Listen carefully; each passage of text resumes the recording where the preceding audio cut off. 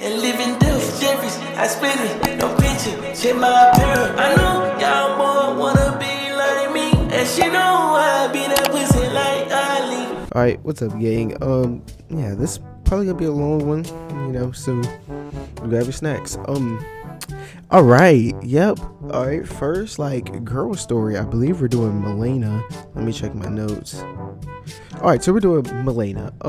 Yeah, I'm gonna start telling more of these girl stories. These are stories that I don't think anybody knows besides the people involved with it. So, yeah, let's get into it. So, Milena was a girl that I met in middle school, and she is a short girl, but she's really attractive. I'm not gonna say was. She's really attractive, short. She had, good boobs for her side, nice, but everything a guy likes in a girl, physically. And basically, long story short, one day I'm scrolling through Instagram, and she has a lot of thirst traps on her Instagram, like a lot. And I was falling for those, and then I saw that she posted her Snapchat. She's like, add me. Didn't have a lot of likes. I was like, fuck it, let's add her, see what can happen. And I did that, and I don't know when, how, or where, but we eventually started talking on Snapchat. And she's like, oh, it's you, this, that, and the third. Yeah, I remember you from middle school, after I told her who I was, because my Snapchat name is not my real name. And she's like, yeah, pretty cool. And then she's like, yeah, you know what, I actually thought you were cute. That whole shit. They never tell me I'm cute until they fucking move 8 states away, but whatever. And yeah, so she was basically she had a fiance, but they basically had like a love-hate relationship that was growing more and more toxic as the days goes on. So I was kind of like her escape from this toxic stuff, because some of you may not know, because I've cut it out, and I'm waiting to find me a little boo, a little butterscotch, a little vanilla milkshake, maybe a little anyways, waiting to give me a shorty before I start letting this back out. But I am a very flirtatious person, and that's normally why I don't talk to guys most of the time, because I just like to flirt, and it's a fun way to talk. I love telling girls they're cute. I love letting them know that they're looking good. I love telling them that you looking slim, thick. Oh, that butt is looking great today, girl. Oh my gosh, bro, that lipstick is making me feel, that kind of stuff. But so yeah, so me, I'm doing my flirting thing, I'm letting her know that she looks good in this. Oh, she sends a picture of her face, I'm telling her she's beautiful. She might send a thirst trap of her butt, and I'll be like, damn, that thing looking kind of fat today.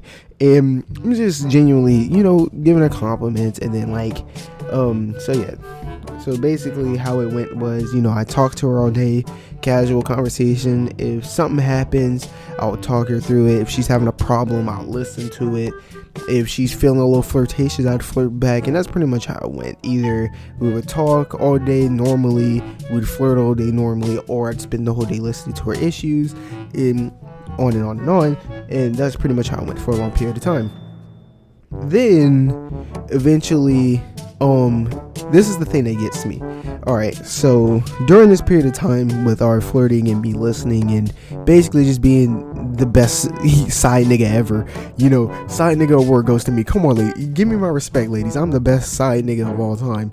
Anyways, so through this, she says this, and I'm putting it in air quotes, but not completely, because it was something along these lines. But I remember she said, thank you, you've shown me how good things could be. It was something along that lines, basically saying either you've shown me how good I can have it, or you've shown me how good things can be. One of those things. And she was implying relationship wise, because her relationship was very toxic at the time. And hold on to that quote. All right, remember that quote. Thank you, you've shown me how good things can be. So another month or 2 or 3 goes on with the flirting and the listening and all of that, and eventually she breaks up with her boyfriend, and I listened to her, talking about that. She was a little sad. I'm like, okay, you get over it. You're a beautiful girl. It should be relatively easy for you to move on, because goddamn, you're cool. You have great stories, and girl, you're fine as hell. And yeah, I'm telling her that, and she's like, thanks, with confidence. And then she's like, every once in a while she'll be flirtatious, getting it out, because sad girls like to flirt. And then one day, just out of nowhere, bam, she stopped. And when you're talking to me a certain way for an extended period of time, and then out of nowhere you just have a random emotion change, that is a big red flag for me. I immediately noticed something wrong. So I'm thinking maybe like the absence of, because remember, it was her fiance. So no matter how toxic he was, he had to have been a big part of her life for her to agree to marry the guy, even though they never ended up getting married, right? So I was like, maybe like the severity of losing that guy is just hit her. So maybe she's going through something, but I'm still keeping my investigative goggles on, you know. And yeah, so it goes like this for a couple days, and then I realized that I was like, yeah, this can't be right. Like something's off. So I was like, I'm gonna see what's going on here. And so I left her on red. Now, here's the thing. I don't know why no girl has ever figured this out. Alright, so let me tell you something. If you're a girl and you're talking to me on a daily basis, alright, and I just out of nowhere just ignore you, I am testing you. I am trying to see, A, how important I am, B, if you're gonna notice, because I can tell if I ignore you and we've been talking day and night for the last couple months, and then I ignore you and you're not, and you don't care, I know you have somebody else to talk to, because I've seen what you do. I know what you're capable of. So I did that. I was like, all right, I'm gonna not respond to her, and I'm gonna see how she reacts to it. And she didn't really react to it at all. And I was like, okay, so you've been talking to me for the last like 4 months. Every single day, I'm talking about like at work, driving, when you're not driving, no matter where you were talking to me. And then all of a sudden you get bland, and then I can ignore you, and you're not checking up on me after you know. And then after you know, at this point, like I openly tell girls that if they're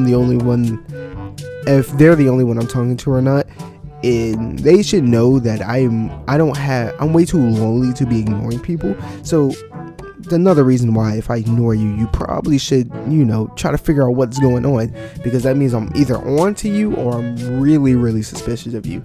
So yeah, eventually, yeah, so we just stopped talking after that. Like, she went bland, I ignored her, we stopped talking. I was like, oh well, I mean, whatever, you know. And me, to me, it kind of sucked, because like I was thinking like, yo, we could have been really good friends. Like she told me some crazy things. Like, I mean, she's like, yo, yeah, I moved up here, but I got a friend that lives close to you, and I'm visiting in the summer, and we're, you know, when I get down there, we're gonna have some air quotes fun, you know, do with that information what you want, think what you want, it's up to you, but there's gonna be some air quotes fun or whatever. Now, me, it was kind of exciting to hear this, but then again, I know how girls are, so I didn't, just kind of brush it off.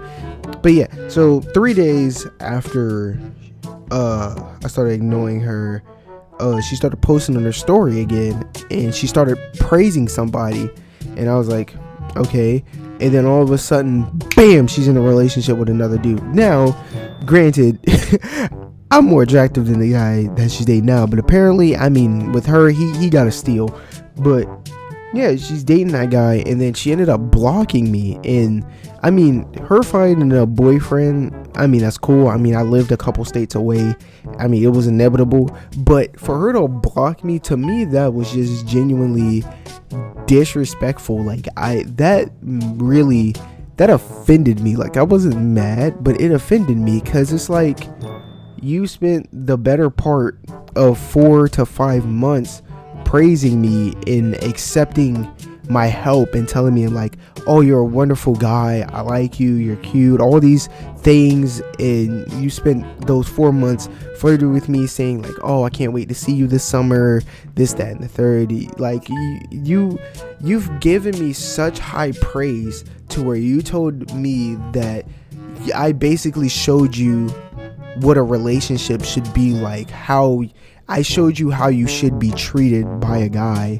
And for you to tell me this and to hold me to such high praise, and then to just one day just like stop talking to me different and being super bland with me, and then just cutting me off and blocking me for another dude, is just baffling. And I guess this was like sort of the start. Well, actually, the story after this happened before this, but this was like another straw that was kind of pulled on with me, because it's just like, yeah, I'll say it again. She spent 4 to 5 months holding me to such high praise, saying that I am showing her how she should be treated in a relationship, and then out of nowhere she gets bland, she shows zero interest, and she blocks me with no remorse. You know what, I've said enough. That's the whole story. I'm not gonna drag it on any longer, but that's